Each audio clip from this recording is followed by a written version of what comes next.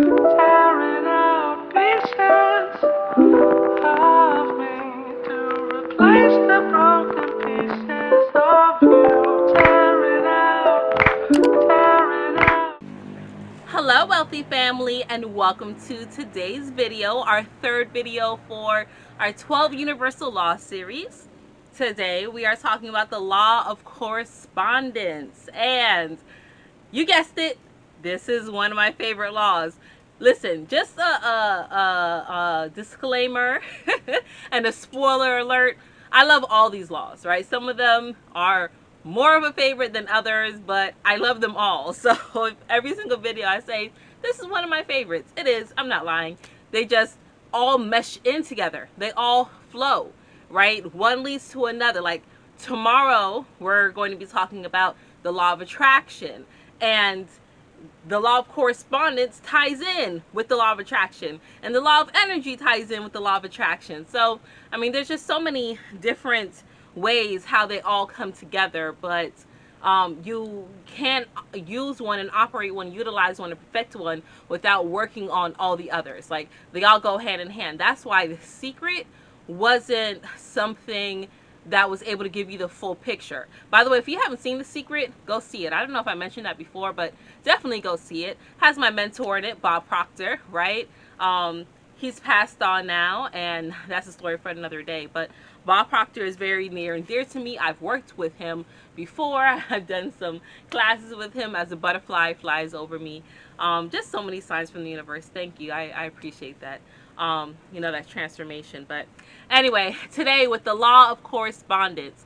This law you can think of as within, so without, right? As above, so below. That's where that saying comes from here, from the law of correspondence. And what that means is every action in the universe has some significance to each other, okay? And your outside world, your perception, how you view things, is directly tied into your inside world. See, I talk about this all the time, but I guess not everyone realized that it's an actual law, right? So that's why I can talk about it so factual, because it's a law, right? It cannot be changed. It cannot be moved. So with the law of correspondence, how I see this in my everyday life, when I've always been an angry cleaner. When I'm angry, okay, if I'm in like my own zone, I will start to clean. I will start to straighten stuff up. I'll put my music on and I get to clean it, right? If husband comes home and he's like, "Oh, you done vacuumed the carpet and the drapes." That's how I'm trying to think. He's like, "Oh, she done vacuumed the drapes, y'all, and washed the windows and scrubbed the walls." Like, I was angry that day. I had some stuff I had to work out.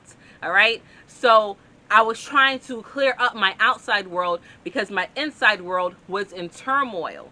When I walk around my room and I see my house, it's not immaculate, it's not perfect. We live in our home, okay? It's not messy, it's not dirty, but it's like an organized chaos, right?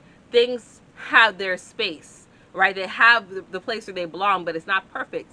That's exactly how my inside world is. I'm a Pisces. I'm a Pisces sun. So sometimes my outer expression can have that two-side energy, but my inner world, right, my moon sign is a Gemini, so I have that twin thing inside and out. And sometimes I can start things and get sidetracked and go do something else. Sometimes I can be cutthroat. Sometimes I can be a cuddly bear. Sometimes I'm extremely happy. Sometimes when I get upset, I'm extremely upset, right? I have that, but that's just my energy. But as for everyone else, it is the same. If your inner world is chaos, you're going to be experiencing chaos on the outside. And this is something that takes deep thought and understanding. Because once you realize that, once you realize, oh snap, the things that I think, right? As a man thinketh, so he become. The things that you think and that you feel and that you internalize, they have to be expressed somehow, because what? Energy never dies. It's just transformed. So if your outside is full of stress, your inside is full of stress, some way it's going to manifest. That stress that's built up in the inside may manifest on the outside as a heart attack or a panic attack or OCD or anything of that nature, right? Explicit anger, right? People that are blowing up, right? People that are confused on the inside, they're unsure what they should do. They may always move a lot. They may always switch jobs a lot. They may not be able to lock down decisions. You may be like, listen, what are you going to do about so and so? And they're like, I don't know. That's because here on the inside, they don't know. Okay, they have no idea. All right. So your law, this law of correspondence, this law that is governing you, that is saying if you want to clear up the outside, you have to clear up the inside. If you are hateful and angry and depressed, and you take all that energy from outside sources and you internalize it, you can start to exhibit fear and outbursts of anger and strange behavior, things that really don't gel with who you really are, but you just go along with it because you're in such chaos. Hey, get out of there. Sorry, he's going in my garden. My door fell. We've had so much storms, wind and rain, and it blew down my little door to my garden, so he's in my garden. Had to get him out of there, right? So within, so without, right? Can't have that. Can't have his little mischievous energy in my stuff. That's the calm space. But anyway, right? So when you start to exude these things or exercise these things in your life, you need to look on what's going on the inside. You know what? Why do I feel this way? Why am I behaving this way? Right? That's a practical way. Sorry, 1 second. That's a practical way on how to get things in order when things may seem out of order in your life at a present time. Right? I want to read an excerpt from this book, because and this is where I'm getting some of my insights, right? Everything that I share in this series is not coming from this book, but I just wanted to share this directly, this quote, because I said, oh, this is amazing. It said, in the words of James Word, that analogy, as we know, is a good servant, but a bad master. Okay? For when master, it does more to blind than it may previously have done to illuminate. To be able to apply analogy and correspondence efficiently and safely, one must have a background of understanding and intelligence. It is not a plaything for the tired. Okay? So in order for you to understand the law of correspondence, you have to have a deep understanding, and a deep intelligence, so you can take responsibilities. This book I was reading from is from the early 1900s, like 1908 or something of that nature.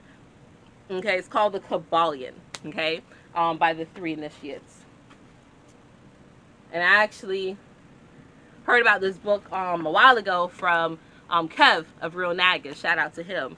And I got to reading. I was like, oh snap! This is actually what inspired me to want to do the series. That and an inspired thought from spirit, from my higher self. But in order to exercise not just all the universal laws, but especially the law of correspondence, you have to have a deep understanding and intelligence for you to realize that, holy crap, the things that are happening on the outside of my life, the things that are happening for me in my life, is because I'm causing it. It's not happening to me, it's happening for me. It's for me to realize and to recognize that certain things are out of whack, they're out of order. Or it could be that everything is going good. Everything is going well. It could be that your life is in order. And you're recognizing that because you may have some fear about some things internally, like, am I doing a good job? Am I on the right track?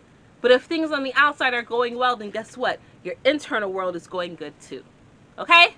All right, so that's all that I have for you today for the law of correspondence. I appreciate you all. Check me out for tomorrow's video number 4. All right, we're chugging along.